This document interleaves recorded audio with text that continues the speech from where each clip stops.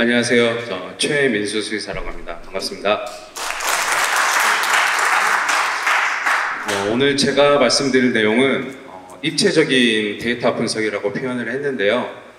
다양한 데이터 분석을 통해서 백신의 효과를 확인하고 평가하는 것을 보여드리겠습니다. 저에 대해서 간단히 소개를 드리면 99년도에 수의학과에 입학을 해서요. 졸업하고 2년간 돼지를 열심히 키우다가 그 후에 5년 정도 컨설팅 회사에서 양돈 컨설팅을 하고요. 15년도에 동물병 개원을 해서 동물 진료와 컨설팅을 해오고 있습니다. 사례 농장 정보를 간단히 말씀을 드리면 전북에 장수하시는 분들이 많이 사시는 그 지역이 있어요. 거기에 소재를 하고 있고요. 13년 전부터 제가 매월 한 달에 한 번씩 방문을 해오고 있는 농장입니다. 모돈 400두 규모고요. 투사이트 농장입니다. 문제 발생 전의 농장 상황은 MSY는 24.5도 이상을 계속 해왔고요. 육성률은 95% 이상, 그리고 여기 검사 성적서에 보시다시피 PRS와 SIV가 음성입니다. 이 검사 시트가 우리나라에 있는, 지금은 없어졌는데요. 올해 없어졌죠. 우수종 농장이었어요. 이 본 농장은 종돈장이고요.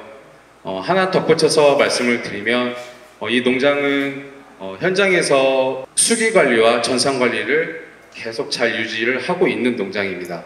앞에 말씀드렸다시피 이제 제가 10년 넘게 농장하고 이렇게 관계를 가져오고 있었는데요. 어느 날 갑자기 이제 농장주분한테 전화를 받게 됩니다. 자동사에서 문제가 좀 심각한 것 같으니까 와서 좀 급하게 봐달라고 전화를 받았고요. 갔는데 자동사에 돼지가 이제 죽어 있는 걸 여러 마리를 확인을 했는데, 부검을 먼저 해보려고 돼지를 보는데 보시다시피 앞면에 이렇게 부종이 심하게 있는 걸 확인을 했고요. 그 다음에 소화기에 충출혈, 그리고 여기 신장 피질에도 점상출혈, 장관막에 부종이 심하게 있는 걸 확인을 해서 제가 계속 질병 모니터링을 해오고 있었기 때문에 바로 부종병으로 진단을 하게 되었습니다. 왜 갑자기 부종병이 들어왔을까를 먼저 생각을 해봤는데요. 먼저 최근에 이 농장에서 가공 사료로 사료를 변화를 한 적이 있었습니다. 이것도 원인이 될 수가 있었을 거고요. 그 다음에 산화아연도 점차 계속 빠졌고요. 나중에는 농장에서 자체적으로 첨가던 산화아연제도 결국에는 뺐었었고요. 그래서 빠진 산화아연 때문인가라고 생각을 하게 됐었고요. 그리고 이 발생 전년도부터 계속 이루어졌었던 종돈이 교체가 되었었습니다. 그래서 바뀐 종돈의 영향도 있을 수가 있었고요. 그리고 바뀐 종돈에서 이유두수가 증가를 하다 보니까 자동사에서 과도한 사육 밀도가 또 원인이 될 수가 있었습니다. 이 모든 게 다 원인이 될 수가 있는데요. 문제는 이 모든 원인들이 다 단기간에 조치를 해서 변화하기가 힘든 원인들이라는 겁니다.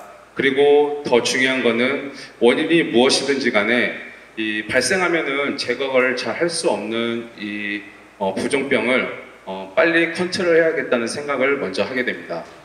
먼저 항생제 컨트롤을 생각을 해보면요. 전에 계속 감수성 검사를 하면은 세균성 소화기 질병에는 콜리스틴이 감수성이 좋게 나왔었는데요. 결과적으로는 크게 효과를 보지 못합니다. 생각을 해보면 콜리스틴은 살균 작용이 있기 때문에 대장균이 터지면서 더 많은 독소를 방출하기 때문에 오히려 부종병을 더 악화시킬 수가 있습니다. 그래서 실패하지 않았나 그런 생각을 해보고요. 여기서 하나 덧붙여서, 그러면 이 살균 작용이 없는 정균 작용을 하는 항생제를 투여하면 되지 않냐라고 생각을 해볼 수도 있는데, 제가 보면 부종병이 농장에서 이제 상제되고 계속 진행을 하다 보면은 육성 후기까지도 계속 독소 배출이 발견이 됩니다. 그렇다면은 이 항생제를 언제부터 투여를 해서 언제까지 투여를 해야 되냐 결정을 하는데 굉장히 어렵기 때문에 항생제가 최우선 컨트롤로 선택을 하기에는 현실적으로 어려움이 많이 있었습니다. 그 다음은 산화연인데요. 제가 전에는 참 편하고 부담 없이 사용하고 투약을 했었는데 지금은 퇴비 부숙도 검사 의무화 때문에 현실적으로 어려움이 있습니다. 본 농장도 보면은 여기 퇴비 부숙도 검사 성적서인데요. 잘 보이시지 않으시겠지만 검사 기준이 900ppm 이하로 나와야 퇴비 반출이 원활하게 할 수 있는데 이 농장은 1000ppm이 넘어갔었어요. 그래서 산화연을 절대 쓸 수 없는 상황이었고요. 근데 이 농장뿐만 아니라 제가 산화연을 쓰는데 보면은 지금 뭐 여러 규제 때문에 자의반, 타의반으로 여러 그 분뇨 처리 시설을 농장에서 도입을 하고 있는데 이 퇴비가 갈수록 그 고농도로 농축이 되다 보니까 산화연의 검출 농도가 굉장히 올라가게 됩니다. 그래서 산화연을 현실적으로 쓰기 어려운 농장들이 제가 더 많은 걸로 알고 있고요. 그렇다면은 에너지 수준이 낮은 사료를 급이를 해서 베로독소 생성 대장균 증식을 줄여서 컨트롤 해볼까도 생각을 해보면 그렇게 된다면은 돼지의 성장 속도도 영향을 받게 되기 때문에 이것도 해결책이 되지를 못했습니다. 그래서 저는 최종적으로 그 부종병 백신을 선택을 하게 됐었고요. 다행히 이 백신은 어린 인령에 투여가 가능하기 때문에 이 철분제를 사용하는 시기에 백신을 접종을 하면은 농장에서도 큰 어려움이나 부담 없이 실시를 할 수 있어서 농장에서도 큰 어려움 없이 도입을 할 수 있었습니다. 백신을 하고 난 후에는요, 아주 드라마틱하게 농장에서는 폐사의 변화를 볼 수가 있었습니다. 여기가 부종병 발생 4주 정도의 폐사율인데요. 도폐사율이 21.9%였던 게 접종 후에는 5.1%로 감소했고 발생 이전 수준으로 다시 돌아간 걸 확인을 할 수가 있었습니다. 그렇다면은 우리가 임상형 부종병이라고 부르는 거는 방금 도폐사로 확인을 했지만 우리가 눈에 잘 보이지 않는 비임상형 부종병은 과연 어느 정도의 차이와 효과가 있을까라고 생각을 해봤고요. 거기에 대해서 출발을 해서 데이터 분석을 다양하게 해보게 됩니다. 먼저 성장 속도를 살펴보면요. 여기 배치 4번까지가 부종병 발생 배지고요. 5주차부터 접종 그룹이라고 보시면 됩니다. 좌측은 여기가 투세트 농장이기 때문에 71령 전출 체중이 있는데요. 71령 체중은 2.7kg 증가하고요. 그 다음에 출하 체중은 1.8kg 증가하게 되었습니다. 그리고 여기에서는 출하 1령과 일당 증체량인데요. 출하 1령은 5.31 단축, 일당 증체량은 36.4g 증가한 걸 확인할 수가 있었습니다. 그 다음에 성장 효율로 봐서 우리가 쉽게 접하는 수치인 사료 요구를 봤는데요. 일반적으로 정확히 계산은 어렵지만은 간단하게나마 FCR 추정치를 계산해서 유용하게 저희가 효율을 확인할 수 있는 유용한 지표고요. 이 사진은 본 농장의 그 비육사 현장 사무실에 있는 그 보드판입니다. 그래서 각 본방과 각 칸까지 칸이 기록란이 있고요. 거기에서 각각 입식 주수와 입식 날짜 그리고 사료 변화, 그 체인지한 날짜 등등 기록을 할 수 있습니다. 그래서 FCR 계산하는데 필요한 데이터를 얻는 것은 어렵지가 않았고요.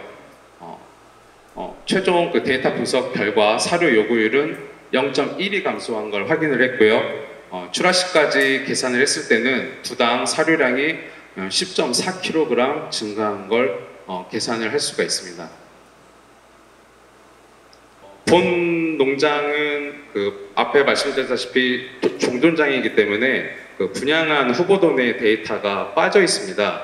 그래서 그 온전한 출하 성적을 확인을 하기가 어려워요. 그래서 지금부터 이 출하 그 축산물 품질 평가원에 있는 출하 그 데이터인데요. 이거는 다른 농장입니다. 다른 농장이고요.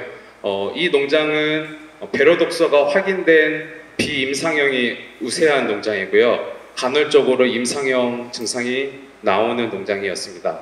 먼저 이 데이터를 가지고요. 개체별로 도체중의 변이 개수를 분석을 해봤습니다. 이 변이 개수라는 것은 표준 편차를 평균으로 나눈 것인데요. 간단하게 설명을 드리면 수치가 작을수록 평균에 가깝게 분포해서 균일도가 높다라고 생각을 하시면 됩니다. 여기가 결과치인데요.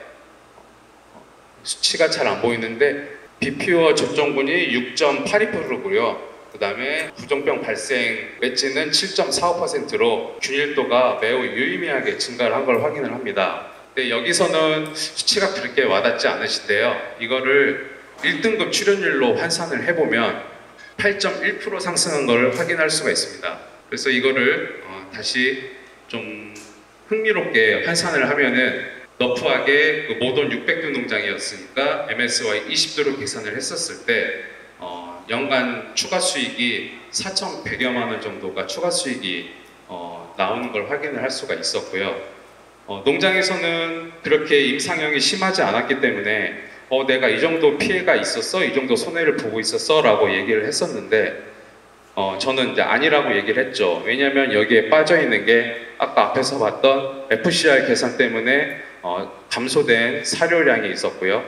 또 출하된 출하 인력 때문에 감소된 분뇨 처리비, 그 다음에 감소한 약재 처리비 이런 등등이 빠져 있기 때문에 그것까지 감안을 한다면은 이 배 이상일 겁니다.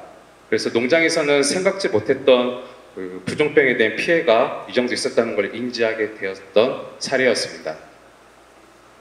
전체 데이터를 요약을 해보면 71령 체중, 폐사율, 출하 체중, 출하 인력, 평균 일당 증차량, FCR 모두 개선된 것을 확인할 수가 있었고요. 덧붙여서 동군의 균일도가 증가해서 출하 등급까지 개선한 걸 확인을 할 수가 있었습니다.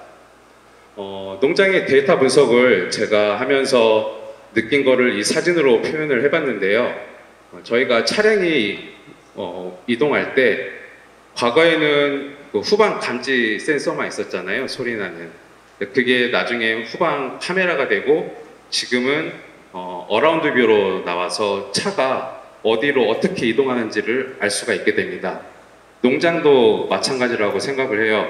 그래서 다양한 데이터를 모을수록 우리가 좀 더 자세한 정확한 평가를 할 수가 있고 총체적인 효과를 분석을 할 수 있었겠다라고 말씀을 드리고 싶습니다. 요약인데요. 돼지 부종병은 농장에서 임상형과 비임상형 둘 다 나올 수가 있고요. 효과로 봤을 때는 단순히 도폐사율 감소뿐만 아니라 성장 속도와 사료 효율 그리고 출하 성적 등급까지도 개선을 할 수가 있다. 그리고요, 우리가 농장에 어떤 문제가 발생했을 때 질병의 피해 정도와 그 다음에 컨트롤했을 때 그 컨트롤 효과는 데이터 분석을 통해서 정확하고 올바르게 평가를 할 수 있다. 이게 제 메시지고요. 덧붙여서 마지막으로 지금 뭐 오늘도 기사가 났지만 축평원에서도 농장의 출하 데이터를 가지고 분석을 할 수 있다. 그 서비스를 제공을 한다고 기사가 있더라고요. 농장에서 데이터만 준다면은 얼마든지 그거를 분석해서 유용하게 활용할 수 있는 툴과 프로그램은 많이 있습니다. 근데 이걸 활용하기 위해서는 꼭 그 기록 관리와 그리고 생산성 관리와 이게 필요해야 된다는 것을 말씀을 드리고 싶습니다. 예, 이상입니다.